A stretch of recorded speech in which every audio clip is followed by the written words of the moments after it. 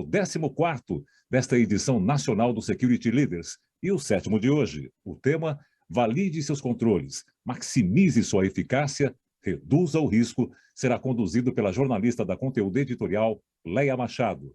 A Leia recebe como convidados o diretor de Soluções Técnicas Latam da Tenian, Felipe Nascimento, o CISO da FIENG, Carlos Travagini, o Head de Segurança da Informação e Privacidade de Dados, na IP, Paulo Yuki Watanabe Júnior, o CISO na Sompo Seguros, Leonel Conte, e o Head of Information Security na Arco Educação, Matheus Cruz. Leia, suas boas-vindas aos nossos convidados. Boa tarde. Estou aqui de volta. Estava lá na sala, né, estava com o time da Patrícia Peck, estávamos falando de privacidade, e agora vamos falar de controles. Então, está tudo relacionado os temas. Obrigada, Ângelo. É com você, querida. Boa tarde aos nossos convidados. Tudo bem, Felipe? Tudo bom, Felipe? Obrigada aí pela parceria, estar aqui com a gente. Bom, Paulo também, tudo ótimo. Oi, Leonel, tudo bem? Prazer receber você aqui. Carlos também, tudo bem? Matheus, prazer receber vocês aqui. Muito bem, vamos encerrar esse segundo dia de Security Leaders com chave de ouro, não é mesmo? Com um tema muito bacana que a gente vai falar aqui de controles. E eu queria, assim, iniciar esse nosso debate falando principalmente, destacando, né, a proposta desse painel, né, que é fazer uma grande reflexão sobre risco e sobre controle, né? É o que a gente sempre fala, inclusive com o Felipe, o time da Tânio, daquele básico da segurança, né? A higiene cibernética que a gente sempre precisa revisitar, e principalmente diante, né, de pandemia, de um cenário de grandes mudanças econômicas, sociais, de transformação digital. A segurança precisou revisitar vários processos, né? E o controle também precisa estar dentro dessa higienização, né? De revisitar, esse processo de revisitar controles, tudo isso precisa estar alinhado, planejado e testado continuamente. Então, para a gente enxergar um pouquinho a situação de ataque, para a gente ter essa visibilidade interna, a gente precisa validar todos os nossos controles. E eu queria começar com você, Paulo, nossa discussão. Prazer te receber aqui novamente. Paulo estava com a gente na sala paralela também, fizemos uma discussão ótima sobre proteção de dados, programa de proteção de dados. Então, agora a gente vai falar um pouquinho, Paulo, sobre controles, né? Para você, o que não funciona mais quando a gente fala de validação de controles, quando a gente precisa revisitar esse ponto muito importante da segurança cibernética? O que você pode destacar para a gente? E boa tarde aí também, já pode dar a sua boa tarde aí para a nossa plateia. Obrigado, Leia, pela oportunidade novamente, né? Um assunto super legal e pertinente para o nosso momento. Obrigado ao pessoal do Security Leaders, aí, a audiência também.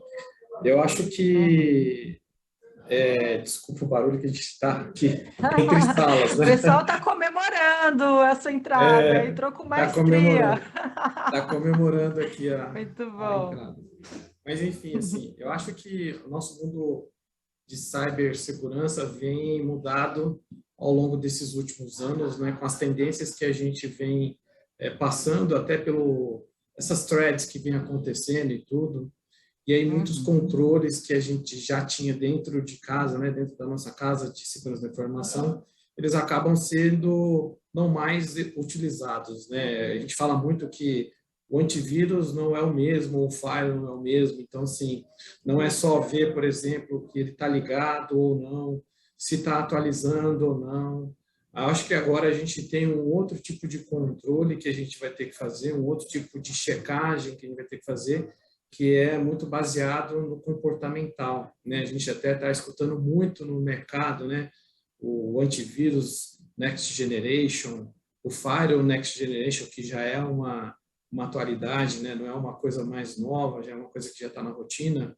Então, eu acredito que, assim, nessa linha, né, de segurança da informação, todo mundo fala de transformação digital, né? Eu acho que a segurança da informação também sofre, né, essas mutações. Eu acho que é principalmente agora nesse movimento que a gente vem acompanhando, né, de threads de não só baseado em vulnerabilidades, em si uma questão de tipo, uma metodologia, uma prática nova de saber como mexer em algo vulnerável, enfim, não é só tipo ter antivírus ou não ter antivírus, é saber o comportamento do seu usuário. Então, quer dizer, além de você ter todo esse leque, né, de bagagem que você tem de informação, agora você também tem que ter um leque analítico, né, um leque onde você tem que começar a participar mais nesse mundo analítico, né, e não só mais o bit byte aqui ligado ou desligado.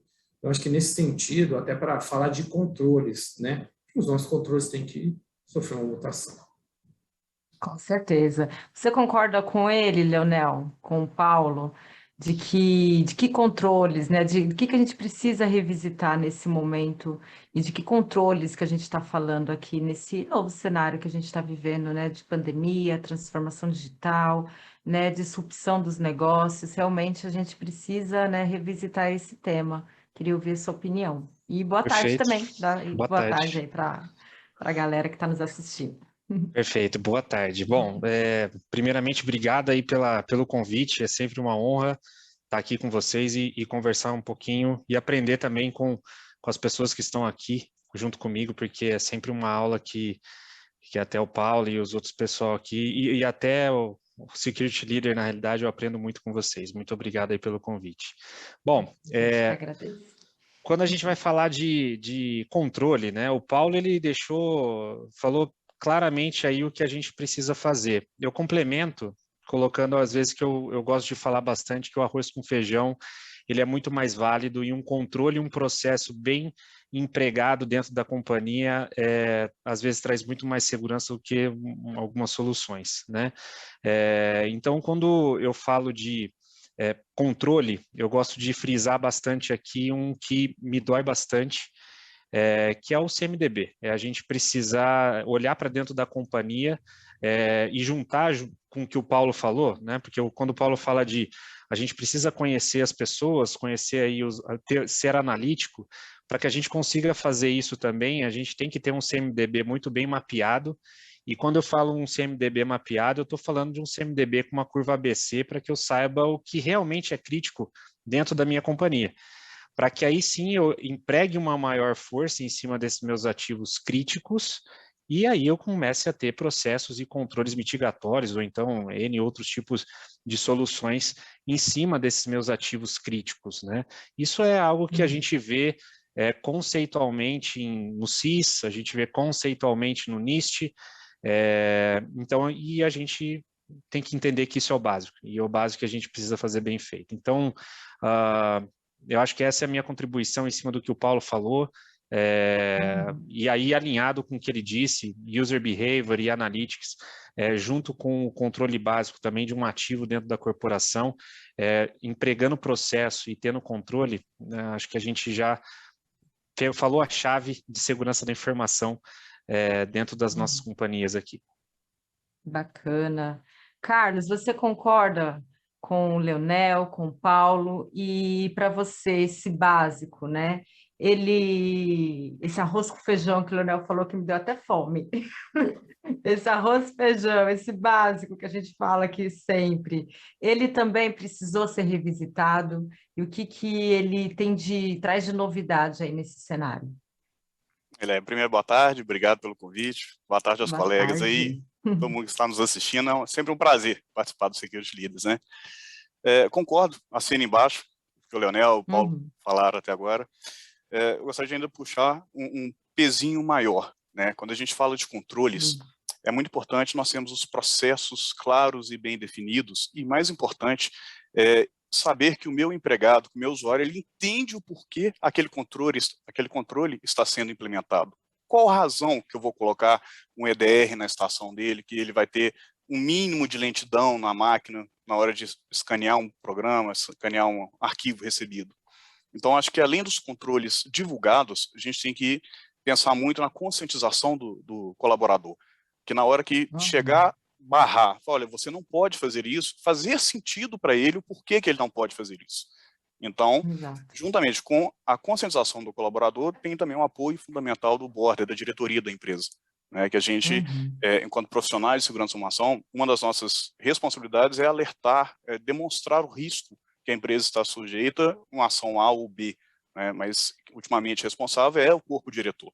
Então, acho que esse alinhamento entre o apoio top-down, os processos, as políticas, os controles claros e definidos, e principalmente o entendimento do meu colaborador, eu acho que é uma chavinha que tem tudo para dar muito certo.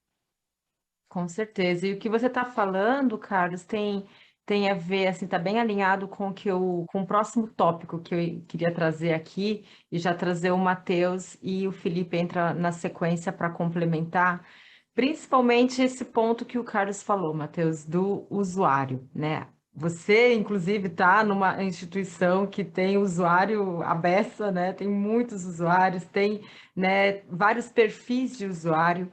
E como é que esse usuário hoje ele está lidando com esses controles, né? Porque a gente tem um choque de geração também muito grande, né? Tem pessoas que estão mais velhas, que estão acostumadas com um tipo de controle, vem os mais jovens, uma nova geração que já não quer mais saber disso, a nova geração já não quer nem mais trabalhar na empresa, né? Já adotou o home office como um projeto de vida.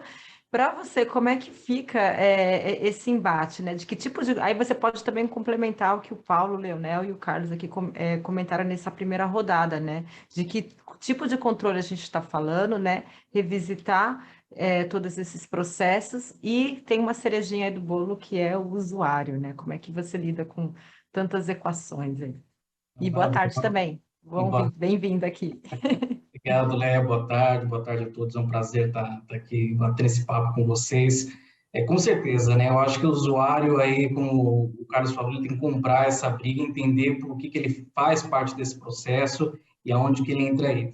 Hoje, principalmente nas empresas que estão, os unicórnios, as startups, essa diferença de idade ela fica muito evidente. Então, tem gente da velha guarda que trabalha de um jeito mais antigo, então aquele pessoal que já está mais adequado a processos, precisa estar tudo muito escrito, o pessoal que geralmente abre um chamado, aguarda ser atendido, e tem o pessoal novo que manda um negócio por e-mail, ao mesmo tempo te liga, te manda um WhatsApp e quer fazer a coisa acontecer, né? Então, realmente, essa questão de processo, o usuário ele precisa ter uma conscientização muito forte para entender, e lembrando, levantando uma bandeira aqui, que às vezes em 2021, a gente substituiu alguns processos, algumas coisas que a gente tinha lá atrás. Então, a questão, por exemplo, do antivírus, antigamente a gente validava se estava ligado, se estava atualizado, se a máquina do usuário estava reportando.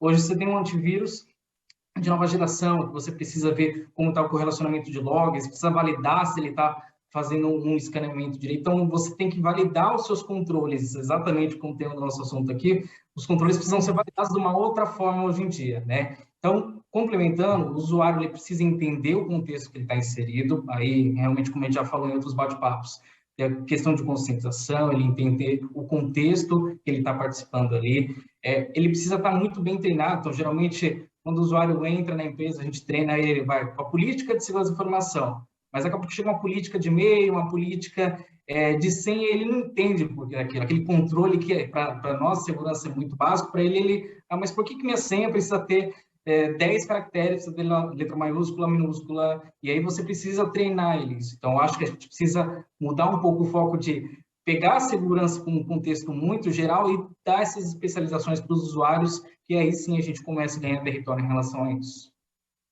Inclusive, vocês pegam muito aquele usuário mais arredio também, né? Com esses que têm, né, mais uma resistência, também vai por esse caminho de conscientização, ou ali você é um pouco mais firme, né, com esse usuário que é mais arredio?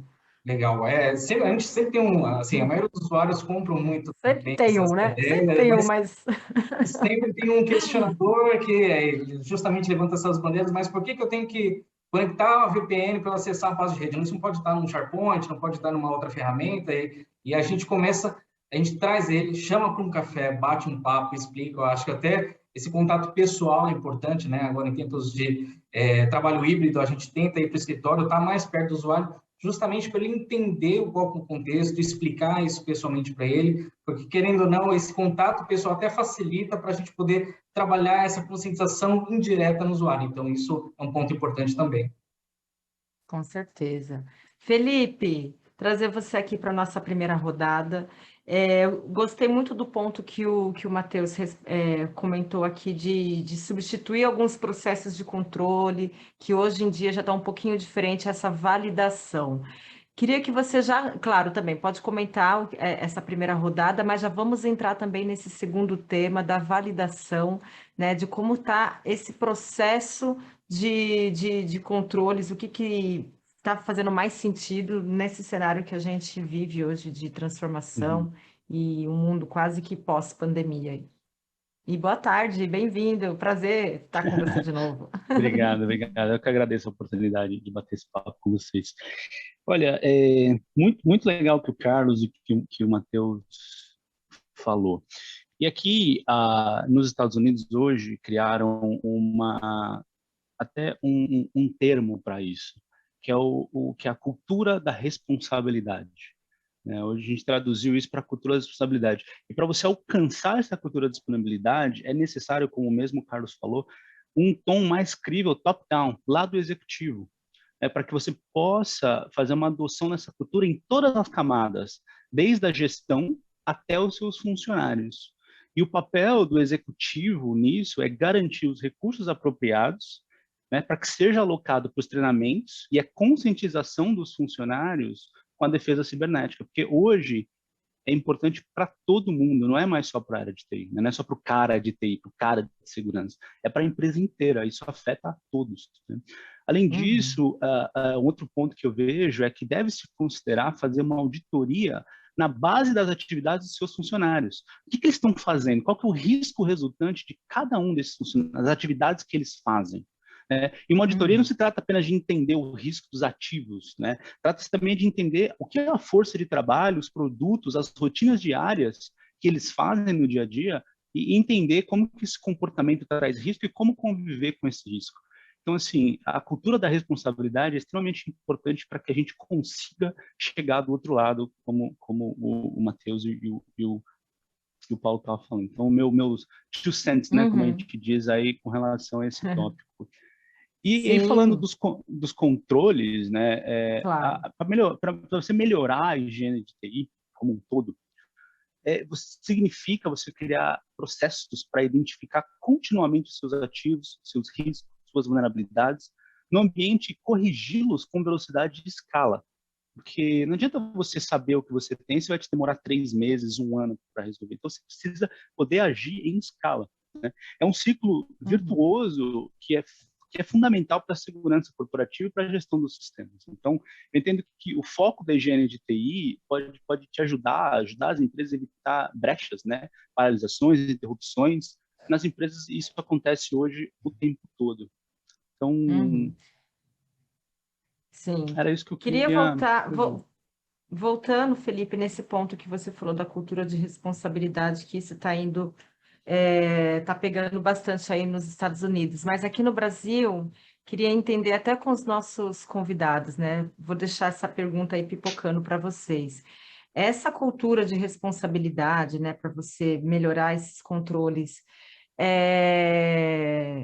assim, o brasileiro ele já está conseguindo absorver mais essa corresponsabilidade de manter esses ambientes, seguros, de receber melhor esses controles sem ficar dando pitaco, tipo, ele já está entendendo mais a importância de ter a segurança mais alinhada, Como é que vocês veem isso? Lá nos Estados Unidos está começando, aqui a gente ainda tem algum caminho, é cultural. Leonel já abriu o microfone, mas na sequência o Matheus. Pode ser? Vamos lá. Pode.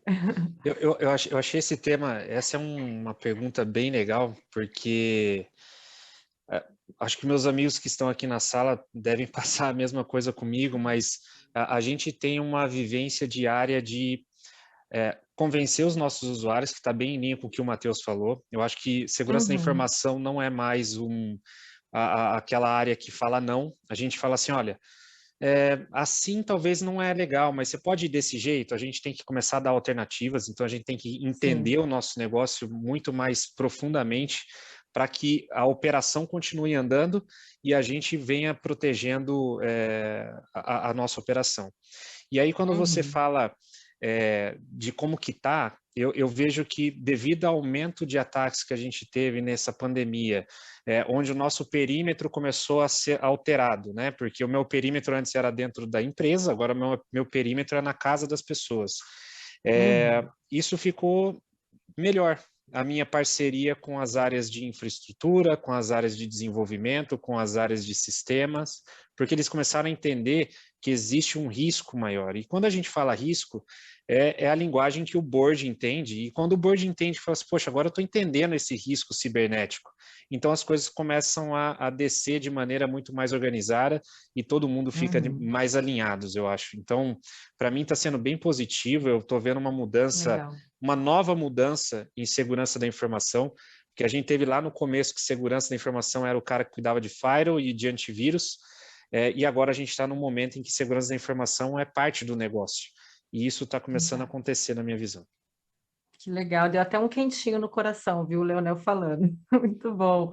Matheus, depois o Paulo, depois eu passo para o Carlos também. Complementando o que o Leonel falou, eu costumo dizer que segurança da informação a gente faz em todos os lugares, mas sempre de formas diferentes, né? Então, eu acho que essa conscientização de segurança, ela passa também por as pessoas trazerem um pouco de segurança para o lado pessoal, na vida, né? Então, hoje a gente vê muitas campanhas passando na televisão falando sobre segurança, sobre privacidade, proteção de dados. A gente vê muitos ataques cibernéticos, como o Leonel falou, está na internet, está na mídia. Então, isso é uma coisa que tem ganhado uma relevância muito grande. E as pessoas ali no seu dia a dia, jantando, no almoço, elas começam a absorver essa informação, assistem um noticiário, começam a entender aquilo e aquilo começa a ficar preocupante. Então, todo mundo conhece alguém que tem um amigo que já sofreu um golpe no WhatsApp, já sofreu algum tipo de golpe em conta bancária. Então, as pessoas vão começando a internalizar isso e começando a aplicar no dia a dia e no trabalho, acaba virando uma coisa automática. Então, trazer isso para o meu lado pessoal, para dentro da minha casa, também é uma coisa muito importante. Com certeza, concordo. Paulo, sua visão. Eu acho que assim, o Brasil ele tem aumentado cada vez mais a preocupação, né, em relação a essas ameaças que a gente vem seguindo. Eu acho que muito, por mais negativo que seja essas brechas que tenham acontecido, vulnerabilidades, ela tem dado uma visão de que a segurança realmente não é só mais aqueles caras do firewall do antivírus, é uma área estratégica, é uma área que ela está ligada diretamente a uma liderança até para trazer a devida proteção e visão para o pessoal. Até vou comentar um caso super legal que aconteceu hoje, até que acho que veio muito oportuno aqui para esse momento, né? Que você fala, como é que está a questão de conscientização da galera em relação ao tema de segurança da informação, né? Eu recebi um parecer hoje de Rensor, né, um parecer americano, onde fala dos principais ataques e como é que eles foram, como é que as empresas se comportaram. E o nome do arquivo é rensor.pdf. E aí alertou todos os nossos controles aqui dentro de casa, e aí a galera da TI chegou até me falou, aconteceu alguma coisa na sua máquina, tá pegando o Rensor aí, pelo amor de Deus. Eu falei, calma, gente, é só um PDF que eu baixei aqui. Não, mas tem o nome Rensor. Perfeitamente, tem o nome Rensor, porque é um parecer do Rensor. Então, essa preocupação... Legal, né, o pessoal chegou até suando frio na sua mesa, né? Poxa vida, o nosso security officer está aqui segurando um negócio que, de repente, ele está infectado, né? E assim, e que legal, eu achei super legal, assim, por mais que foi um falso positivo, mas o pessoal está com uma conscientização de que a nossa área não é uma área que é o não, que é o chato, que é isso. Não, a gente está aqui para fazer com que a companhia fique o mais segura possível. E foi um negócio super interessante, porque assim, é um jeito até da gente medir o quanto a gente está passando um recado correto dentro da empresa em relação às threats que vinham acontecendo.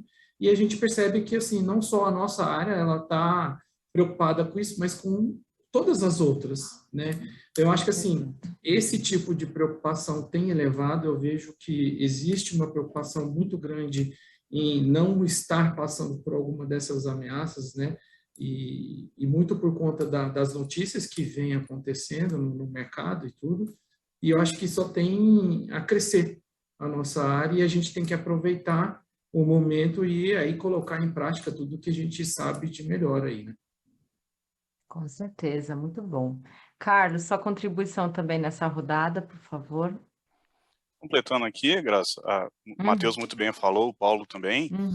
Eu acho que a segurança da informação está quebrando dois grandes paradigmas muito fortes que a gente tem hoje dentro das empresas. O primeiro é tirar a preocupação do meu empregado, ou empregado na empresa, ou empregado dentro de casa. Hoje nós temos modelo híbrido, modelo 100% home office. Então, a partir do momento que eu trago a minha conscientização para o meu empregado, que a ação dele em casa ou na empresa é uma ação única, que ele pode prejudicar a ele ou a empresa, com aquela ação, clicar naquele e-mail, na hora que ele tem esse discernimento, a gente já consegue elevar um pouco a nossa maturidade interna. E o segundo ponto é realmente o negócio entender que nós não somos as pessoas chatas do não. Pô, mas tem que falar com a segurança da informação, vai embargar o projeto já está para sair para a rua. Não, hoje a gente já é visto realmente como parceiro do negócio.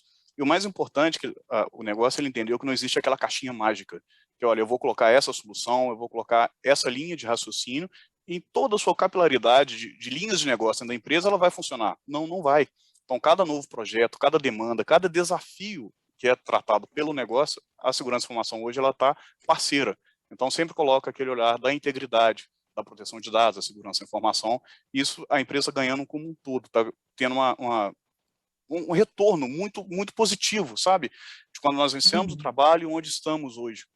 Apenas quebrando esses paradigmas. De parar de ser um não para ser, pô, eu vou ter um lançamento, eu vou ter um projeto novo, vamos conversar com a segurança, vamos olhar o que eles têm para contribuir. Então, isso está sendo muito bacana e é uma experiência que a gente está vivendo hoje na empresa. Eu achei bacana compartilhar. Não, com certeza, essas experiências que vocês compartilham são ótimas, né? É aquilo que a gente já vem falando há um tempo, né? Vamos criar uma empatia aí, né? Entre segurança e todas as outras áreas, porque junto, né? União faz a força, como já diria o nosso ditado aí. Felipe, uma questão aqui da plateia que também tem a ver com o nosso tema, né? Reduz o risco, né? Estamos falando de valide seus controles, maximize sua eficácia e também reduza o risco. Uma pergunta aqui da Mariana Damasceno, ela perguntou: a redução do risco também tem a ver com a gestão e controles bem estabelecidos? E se você puder destacar também os pontos de atenção aí para a gente ter do gerenciamento de risco alinhado ao controle. Sim, não, com certeza estão relacionados. O que acontece é que a realidade, né, é que com o tempo a TI tem sofrido muitas mudanças, muitas coisas estão acontecendo muito rápido. Então hoje você tem uma carga de trabalho totalmente diferente, aumentada. A escala e a complexidade das redes também mudaram muito. As organizações gerenciam hoje de tudo, desde um laptop, uma VM, um container, o pessoal em casa, as redes em casa do pessoal. Né? Hoje você tem escritórios espalhados, cada um na sua casa, então você tem agora 20, 30, 100, 1000 escritórios específicos para você ter que gerenciar. Né? E para combater essa complexidade, as equipes de TI, elas têm investido e estão se fortalecendo com processos, pessoas e ferramentas. Mas ainda assim existe um gap, porque hoje o que acontece muito com esse monte de ferramenta, monte de processo que a gente tem, é a priorização. Hoje é difícil as empresas conseguirem analisar o risco desse monte de vetor que você tem espalhado por aí. Principalmente essa complexidade enorme que a gente tem dentro do nosso ambiente. Então você precisa de uma maneira para que você possa trazer tudo para dentro da mesma visão, tendo a mesma plataforma, trazendo esses vetores de diversos tipos e métodos para te ajudar não somente a analisar o risco como um todo, mas priorizar o que você vai atacar, porque a gente não tem tempo para fazer tudo ao mesmo tempo, né? E dessa maneira tendo melhores controles e tendo uma melhor visibilidade dentro do seu ambiente. Bacana. Você concorda, Paulo, que essa priorização consegue, né, ajudar nesse processo aí de gerenciamento de risco? E o que que você pode contribuir também desse tópico, que é o nosso tópico aqui final do nosso painel, que a hora passa voando, falta aí mais alguns minutinhos para a gente finalizar, mas também quero trazer esse ponto, né? Ouvir você, depois o Carlos e o Matheus também. Concordo sim, Leia. Acho que assim, cada vez mais que a gente consegue gerenciar algo para reduzir um esforço em relação à materialização de um risco, né, você consegue sair de uma possível, vamos falar assim, disruptura dentro do seu processo operacional. Eu acho que assim, tudo que a gente vem falando até agora, né, nessa mudança e tudo, nada mais é do que uma gestão, né, seja a gestão de segurança, a gestão de riscos, né, para fazer uma comparação bem rápida, né? Quando você vai fazer uma cotação de um seguro cibernético, ele te pergunta: você tem uma gestão de riscos? Você tem uma gestão de antivírus? Você tem uma governança estabelecida? Tudo isso faz o seu fator de risco cair. E é óbvio, né, que dentro do seu operacional, cada vez que você coloca isso em prática, os seus riscos também reduzem. E aí, assim, reduzindo o risco, reduz dor de cabeça, reduz, por exemplo, a necessidade de uma ativação de um plano de contingência. Sim, tudo isso é uma grande fala de gestão, né? Então, sim, concordo em gênero, número, grau. Perfeito. Carlos, sua visão também sobre reduzir aí o fator de risco. Adorei a sua frase, Paulo. Concordo totalmente também, Leia. Eu gosto muito desses bate-papo nossos, porque os assuntos eles vão se interligando, né? Então, quando a gente fala do gerenciamento de risco, na gestão da SI como um todo, não pode ser um processo engessado.